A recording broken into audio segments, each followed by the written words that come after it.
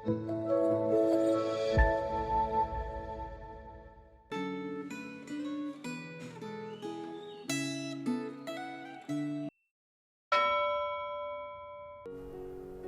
jemaat yang dikasihi Tuhan. Hari ini tanggal 8 kita akan membaca kitab Yohanes 21 ayat 1 sampai 14 yang diberi judul oleh penulis Gema, Kristus berkuasa atas alam. Mari kita persiapkan hati, kita berdoa. Tuhan, kami datang lagi. Sapalah setiap kami lewat firman-Mu Tuhan. Biarlah firman-Mu menjadi dasar kami dalam kami melakukan kehidupan kami. Di dalam nama Tuhan Yesus kami berdoa. Amin. Bapak Ibu Saudara, saya akan membacakan kitab Yohanes 21 ayatnya yang keempat hingga ayatnya yang ke-13.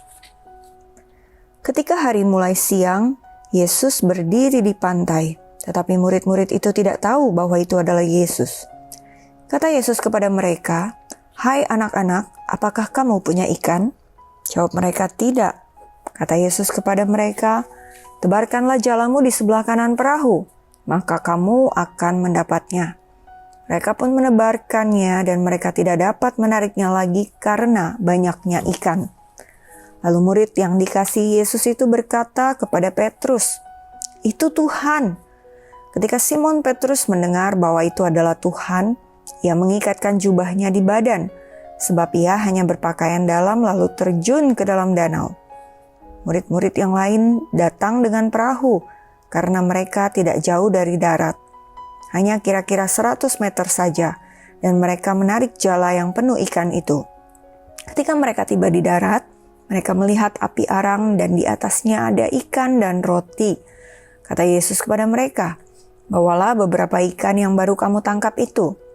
Simon Petrus naik ke perahu, lalu menarik jala itu ke darat, penuh ikan-ikan besar, 153 ekor banyaknya. Dan sekalipun sebanyak itu, jala itu tidak koyak. Kata Yesus kepada mereka, "Marilah dan sarapanlah."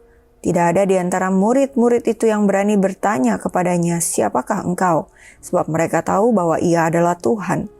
Yesus maju ke depan, mengambil roti, dan memberikannya kepada mereka.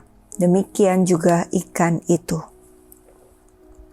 Ya, saudara sekalian, sebagian di antara murid-murid Kristus itu adalah mantan nelayan.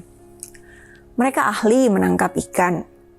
Tetapi dalam bacaan Alkitab hari ini, sesudah mereka berusaha menangkap ikan sepanjang malam di Danau Tiberias, ternyata mereka sama sekali tidak mendapatkan ikan. Ketika hari mulai siang, itu artinya ketika matahari mulai terbit ya. Tuhan Yesus berdiri di pantai dan bertanya, "Hai anak-anak, apakah kamu punya ikan?" Mereka menjawab tidak. Pada saat itu mereka tidak menyadari bahwa yang menyapa mereka adalah Yesus, Sang Guru Agung. Lalu Yesus berkata untuk menebarkan jala di sebelah kanan perahu, "Maka kamu akan mendapat ikan." Mereka mengikuti saran tersebut. Dan ternyata ikan yang ditangkap banyak sekali sampai mereka tidak kuat menarik jala, lalu harus minta bantuan murid-murid yang berada di perahu lain untuk sama-sama menarik jala itu ke darat. Nah, mereka baru sadar bahwa yang memberi saran adalah guru mereka. Setelah mereka berhasil menangkap 153 ekor ikan itu.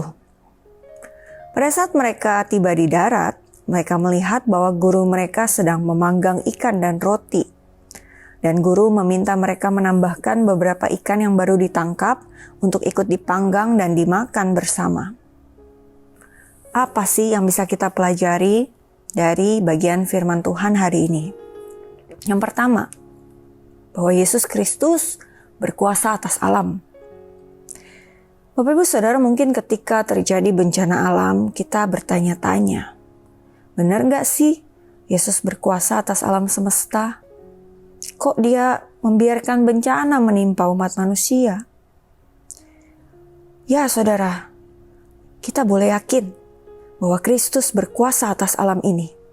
Tetapi memang pemahaman kita terbatas. Kita tidak selalu bisa mengerti mengapa suatu bencana diizinkan terjadi.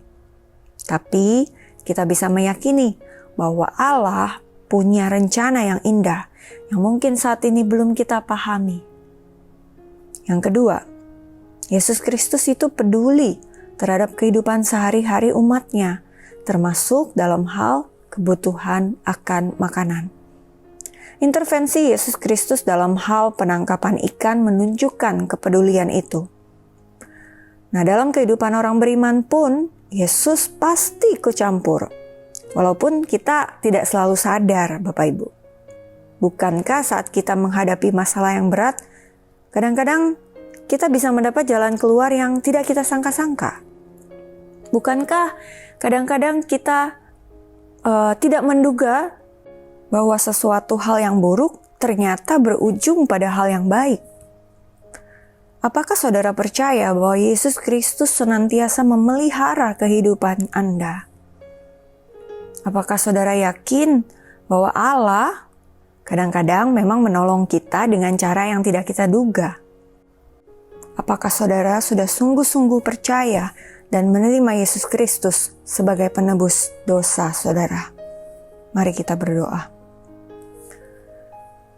Tuhan, biarlah melalui perenungan firman-Mu hari ini, kami boleh semakin dikuatkan, yakinkan bahwa Engkau berkuasa atas alam semesta ini. Dan Engkau peduli terhadap kami anak-anak-Mu Tuhan. Ketika kami menjalani hidup ini mungkin kami tidak sungguh-sungguh bisa mengerti apa yang terjadi. Mungkin kami kadang bertanya-tanya kenapa Tuhan tidak turun tangan menolong kami. Tapi sebenarnya Tuhan bekerja, dan karena itu Tuhan, biarlah kami boleh semakin beriman, kami boleh semakin percaya bahwa Tuhan turut bekerja dalam segala sesuatu di dalam hidup kami. Terima kasih Tuhan untuk firman-Mu yang menguatkan kami hari ini. Kami berdoa hanya di dalam nama Tuhan Yesus. Amin.